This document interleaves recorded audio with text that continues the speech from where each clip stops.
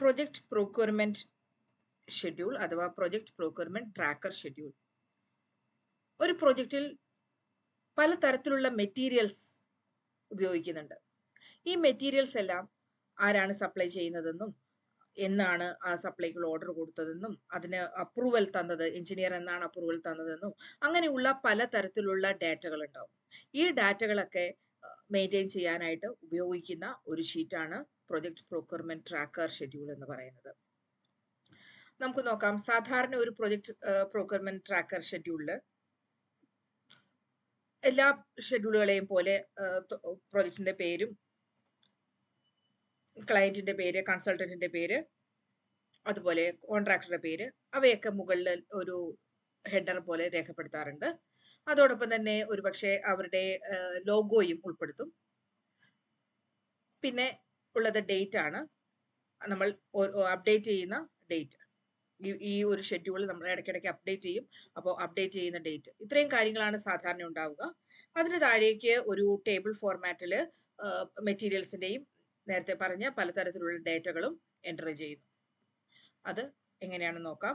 ആദ്യത്തെ കോളത്തില് item of work, എന്താണോ നമ്മളുടെ ഐറ്റം, മെറ്റീരിയൽ എന്താണോ, ബ്ലോക്ക് വർക്കോ, പ്ലാസ്റ്ററിങ്, പാർട്ടീഷൻ, അല്ലെങ്കിൽ ലൈറ്റിന്റെ സ്വിച്ച് ആകാം, ലൈറ്റ് ഫിറ്റിംഗ്സ് ആവാം, ഫാൻ ആകാം, അങ്ങനെ എന്തൊക്കെ തരത്തിലുള്ള ഐറ്റംസ് ആണോ ആ ഐറ്റംസ് ഒക്കെ 1 by 1 ആയിട്ട് ലിസ്റ്റ് ചെയ്യുന്നു. ഈ ലിസ്റ്റ് ചെയ്ത ഐറ്റംസിന്റെ പേരുകളാണ് ഇവിടെ ഉള്ളത്. അത് നമുക്ക് വേണമെങ്കിൽ കാറ്റഗറൈസ് ചെയ്യാം. സിവിൽ വർക്സിനുള്ള മെറ്റീരിയൽസ് ഒരു സെക്ഷനായിട്ടും, MEP വർക്സിനുള്ളത് വേറൊരു സെക്ഷനായിട്ടും, ID വർക്ക് ഉണ്ടെങ്കിൽ അതിന് വേറെ സെക്ഷനായിട്ടും, അങ്ങനെ പല കാറ്റഗറി ആയിട്ട് നമുക്ക് അത് സേവ് ചെയ്യാം. അതല്ലാന്നുണ്ടെങ്കിൽ ഒരുപോലെ എല്ലാ ലൈനും എഴുതുന്നതിനും കുഴപ്പമൊന്നുമില്ല. അടുത്തതായിട്ട് ഐറ്റം കഴിഞ്ഞു. അടുത്തതെന്ന് പറയുന്നത് ആ സപ്ലയർ ആരാണോ ഇതിന്റെ സപ്ലയർ, ആ ബ്ലോക്ക് വർക്ക് ആണെങ്കിലോ അല്ലെങ്കിൽ plaster what ever it is, അതിന്റെ സപ്ലയർ അല്ലെങ്കിൽ സബ് കോൺട്രാക്ടറുടെ നെയിം. അടുത്തതായിട്ട് ഈ സബ് കോൺട്രാക്ടർ അല്ലെങ്കിൽ സപ്ലയറുടെ പേര് അല്ലെങ്കിൽ അവരുടെ പ്രീ ക്വാളിഫിക്കേഷൻ ഡോക്യുമെന്റ് ക്ലയന്റ് അല്ലെങ്കിൽ കൺസൾട്ടന്റ് അപ്രൂവ് ചെയ്യേണ്ടതുണ്ട്. അതിനു വേണ്ടിയിട്ട് ആ പ്രീ ക്വാളിഫിക്കേഷൻ ഡോക്യുമെന്റ് സബ്മിറ്റ് ചെയ്ത ഡേറ്റ്. അപ്പൊ അവിടെ നോക്കിയാൽ കാണാം, ആ കോളം രണ്ടായിട്ട് ഡിവൈഡ് ചെയ്തിട്ടുണ്ട്. ഒരു സൈഡിൽ പ്ലാൻഡ് എന്ന് എഴുതിയിട്ടുണ്ട്, മറ്റേ സൈഡിൽ ആക്ച്വൽ എന്ന് എഴുതിയിട്ടുണ്ട്. ഈ പ്ലാൻഡ് ഡേറ്റ് ഇനി ഉള്ള കോളങ്ങളിലൊക്കെയും വരുന്നുണ്ട്, planned and actual. Planned date എന്ന് പറയുന്നത് നമ്മുടെ പ്രൊജക്ട് ഷെഡ്യൂൾ, ആ പ്രൊജക്ട് ഷെഡ്യൂൾ പ്രകാരം ഉള്ള അവിടെ പ്ലാൻ ചെയ്തിരിക്കുന്ന ഡേറ്റ് ആണ് ഈ പറയുന്നത്. അതായത് ബ്ലോക്ക് വർക്കിന്റെ പ്രീ ക്വാളിഫിക്കേഷൻ സബ്മിഷന് വേണ്ടിയിട്ട്, സബ് കോൺട്രാക്ടറുടെ പ്രീ ക്വാളിഫിക്കേഷൻ സബ്മിഷന് വേണ്ടിയിട്ട് നമ്മൾ പ്ലാൻ ചെയ്തിരിക്കുന്ന ഡേറ്റ് 26 നവംബർ ആണ്. ആക്ച്വലി 26 നവംബറിന് സബ്മിറ്റ് ചെയ്തോ ഇല്ലയോ അതറിയാനാണ് അടുത്ത കോളം ആക്ച്വൽ എന്നുള്ള കോളം. അപ്പോൾ ആക്ച്വൽ എന്നുള്ള കോളത്തിലുള്ള ഡാറ്റ ഓരോ കാര്യവും ഈ ലിസ്റ്റിലുള്ള ഓരോ കാര്യവും സംഭവിക്കുമ്പോൾ അതനുസരിച്ചിട്ട് ഫില്ല് ചെയ്യേണ്ടതാണ്. ഇത് രണ്ടും തമ്മിലുള്ള വേരിയൻസ് ആണ് അടുത്ത കോളം. ഇത് സബ്മിഷന്റെ കാര്യമാണ് പറയുന്നത്. അടുത്തത് നോമിനേഷൻ ഡേറ്റ്. ഈ സബ് കോൺട്രാക്ടറെ നോമിനേറ്റ് ചെയ്തുകൊണ്ട് കൺസൾട്ടന്റ് ഒരു ലെറ്റർ തരുന്നു, അതാണ് നോമിനേഷൻ. ആ അപ്പോയിന്റ്മെന്റിന്റെ കാര്യമാണ് ഈ നോമിനേഷൻ എന്ന് പറയുന്നത്. അവിടെയുള്ള രണ്ട് കോളംസ് പ്ലാൻഡ് ഡേറ്റും ആക്ച്വൽ ഡേറ്റും. അപ്പോൾ ഇതും ഈ പ്ലാൻഡ് ഡേറ്റ് എടുത്തിരിക്കുന്നത് നമ്മുടെ പ്രോജക്ട് ഷെഡ്യൂളിൽ നിന്നാണ്. അടുത്തതായിട്ട് അതിന്റെ വേരിയൻസ്, ആക്ച്വൽ ഡേറ്റും പ്ലാൻഡ് ഡേറ്റും തമ്മിലുള്ള വ്യത്യാസം. അടുത്തത് കോൺട്രാക്ട്. ഈ സബ് കോൺട്രാക്ടർ അല്ലെങ്കിൽ സപ്ലയറെ ആയിട്ട് മെയിൻ കോൺട്രാക്ടർ ഒരു എഗ്രിമെന്റിൽ ഏർപ്പെടും. ആ എഗ്രിമെന്റ് അല്ലെങ്കിൽ കോൺട്രാക്ട് സൈൻ ചെയ്ത ഡേറ്റ്, അതാണ് അടുത്തത്. അതും നേരത്തെ തന്നെ ഷെഡ്യൂളിൽ പ്ലാൻ ചെയ്തിട്ടുണ്ടായിരിക്കും, ആക്ച്വൽ ആയിട്ടുള്ള ഡേറ്റും ഉണ്ടായിരിക്കും. അത് രണ്ടും തമ്മിലുള്ള വേരിയൻസ്. അടുത്തതായിട്ട് എഞ്ചിനീയറിംഗ്. എഞ്ചിനീയറിംഗ് എന്നുള്ള ആ വിഭാഗത്തിൽ വരുന്ന രണ്ട് കാര്യങ്ങളാണ്. ഒന്ന് മെറ്റീരിയൽസും അതിന്റെ സബ്മിറ്റൽ ആൻഡ് അപ്രൂവലും, അതുപോലെ ഷോപ്പ് ഡ്രോയിങ് സബ്മിറ്റൽ ആൻഡ് അപ്രൂവലും. അവിടെയും പ്ലാൻഡ് ഡേറ്റും ആക്ച്വൽ ഡേറ്റും ഉണ്ട്, വേരിയൻസും ഉണ്ട്.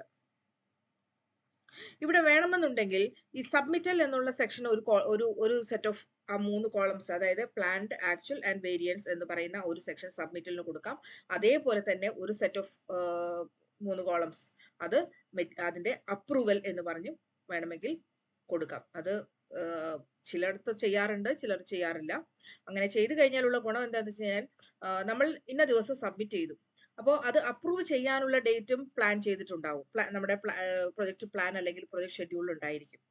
അതിലെന്തെങ്കിലും ഡിലേ വന്നാൽ, നമ്മൾ സബ്മിറ്റ് ചെയ്യുന്നതിൽ ഡിലേ വന്നാൽ അത് കോൺട്രാക്ടറുടെ ബാധ്യതയാണ്. അതേസമയം അപ്രൂവൽ ഡിലേ വന്നാൽ അത് കൺസൾട്ടന്റിന്റെ അല്ലെങ്കിൽ ക്ലയന്റിന്റെ ബാധ്യതയാണ്. അപ്പൊ ആ ഡിലേ കൊണ്ട് പ്രൊജക്റ്റിൽ ഡിലേ വന്നാൽ അത് കൺസൾട്ടന്റിന്റെ റെസ്പോൺസിബിലിറ്റി ആണ്. അതല്ല, ഡിലേ വരുന്നത് കോൺട്രാക്ടർ സൈഡിൽ നിന്നാണെങ്കിൽ കോൺട്രാക്ടറാണ് അതിന്റെ ഉത്തരവാദി. അപ്പോൾ അങ്ങനെ 2 കോളമായിട്ട് തിരിക്കുകയാണെങ്കിൽ, അല്ലെങ്കിൽ 2 സെറ്റ് ഓഫ് കോളംസ് ആക്കി മാറ്റുകയാണെങ്കിൽ ഒന്നും കൂടെ അത് ഡിസ്ക്രിപ്റ്റീവായി മാറും. അപ്പോൾ നമുക്കിവിടെ മെറ്റീരിയൽ സബ്മിറ്റൽസ് ആൻഡ് അപ്രൂവൽ എന്ന് പറയുന്ന ഒരു സെക്ഷൻ ഉണ്ട്.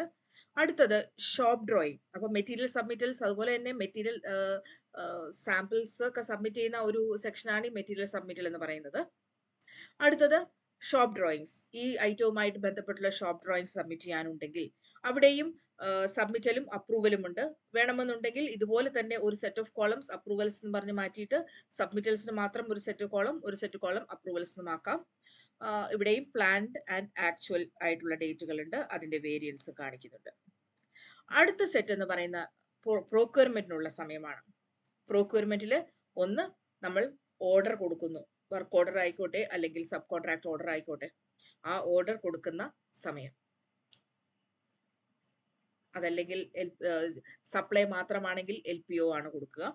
അപ്പോൾ പർച്ചേസ് ഓർഡർ, അപ്പോൾ പർച്ചേസ് ഓർഡറോ വർക്ക് ഓർഡറോ കൊടുക്കുന്നതിനുള്ള ഡേറ്റ് അതും പ്ലാൻ ചെയ്തിട്ടുണ്ടാവും, ആക്ച്വൽ ആയിട്ടുള്ള ഡേറ്റും ഉണ്ടാവും. ലീഡ് ടൈം എന്ന് അവിടെ എഴുതിയിട്ടുണ്ട്. ലീഡ് ടൈം എന്ന് പറഞ്ഞു കഴിഞ്ഞാൽ ഒരു സാധനം ഓർഡർ ചെയ്താൽ അത് ഡെലിവറി ചെയ്യാൻ എടുക്കുന്ന ദിവസങ്ങൾ എത്ര ദിവസമാണോ അതാണ് ലീഡ് ടൈം എന്ന് പറയുന്നത്. അടുത്തത് മെറ്റീരിയൽ ഡെലിവറി ഡേറ്റ്. അവിടെയും പ്ലാൻഡ് ഡേറ്റും ആക്ച്വൽ ഡേറ്റും ഉണ്ട്. പ്ലാൻഡ് ഡേറ്റ് ഷെഡ്യൂളിനടുത്താണ് നേരത്തെ പറഞ്ഞതുപോലെ. ആക്ച്വൽ ഡേറ്റ് യഥാർത്ഥമായിട്ട് ആ കാര്യം നടന്നു കഴിയുമ്പോഴാണ് ആ ഡേറ്റുകൾ നമ്മൾ ഫില്ല് ചെയ്യുക.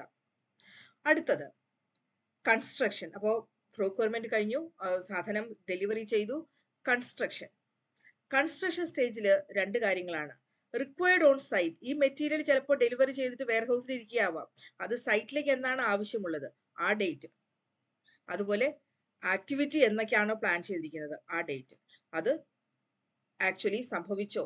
ഈ ഇപ്പം റിക്വയർഡ് ഓൺ സൈറ്റ് എന്നുള്ള ഒരു കോളം കൊടുത്തിട്ടുണ്ട്, അപ്പം ഡെലിവറി നടന്നിട്ടില്ല എന്നുണ്ടെങ്കിൽ ഈ പർട്ടിക്കുലർ ദിവസം വർക്ക് നടക്കാൻ പറ്റില്ല. അപ്പോൾ ആക്ച്വൽ ഡേറ്റ് അവിടെ ഡെലിവറിയിൽ ഫില്ലായാലേ അത് നമുക്ക് സൈറ്റിൽ ഉപയോഗിക്കാൻ പറ്റുള്ളൂ ഐറ്റം. അവിടെ അങ്ങനെ ഒരു item required on site 19th ആണ്, പക്ഷെ 19th കിട്ടിയില്ല വേണമെന്നുണ്ടെങ്കിൽ ഇവിടെ ആ Y എന്നുള്ള കോളത്തിനും Z എന്നുള്ള കോളത്തിനും ഇടയ്ക്ക് ഒരു കോളം ആഡ് ചെയ്തിട്ട് അതിനെ നമുക്ക് required actually received on site അങ്ങനെയും വേണമെങ്കിൽ ഒരു കോളം കൊടുക്കാം. അതുപോലെ പ്ലാൻഡ് ഡേറ്റ്, ആക്ടിവിറ്റി പ്ലാൻ ചെയ്ത ഡേറ്റ്, അതിന്റെ സ്റ്റാറ്റസ്. അടുത്തത് റിമാർക്സ്. ഇവിടെ ഏതെങ്കിലും ഒരു ഐറ്റത്തിനെ കുറിച്ച് എന്തെങ്കിലും റിമാർക്ക് എഴുതണമെങ്കിൽ ആ റിമാർക്ക് എഴുതാനുള്ള കോളമാണ് റിമാർക്സ് എന്നുള്ള കോളം. ഇത്രയുമാണ് സാധാരണ ഒരു പ്രൊജക്ട് പ്രോക്യൂർമെന്റ് ഷെഡ്യൂളിൽ ഉണ്ടായിരിക്കുക. അതിലെ കണ്ടന്റ് ഞാൻ പറഞ്ഞു, ആ പ്രോജക്റ്റിന്റെ സ്വഭാവം അനുസരിച്ച് ഇത് കൂടുതലോ കുറവോ ആകാം. അതുപോലെ ഡിഫറെന്റ് സെക്ഷൻസ് ആയിട്ട് വേണമെങ്കിൽ എഴുതാം, അല്ലെങ്കിൽ എല്ലാം ഒറ്റ സ്ട്രെച്ചിൽ എഴുതി പോകാം. ഇത്രയുമാണ് പ്രോജക്ട് പ്രോക്യൂർമെന്റ് ഷെഡ്യൂളിനെ കുറിച്ച് പറയാനുള്ളത്.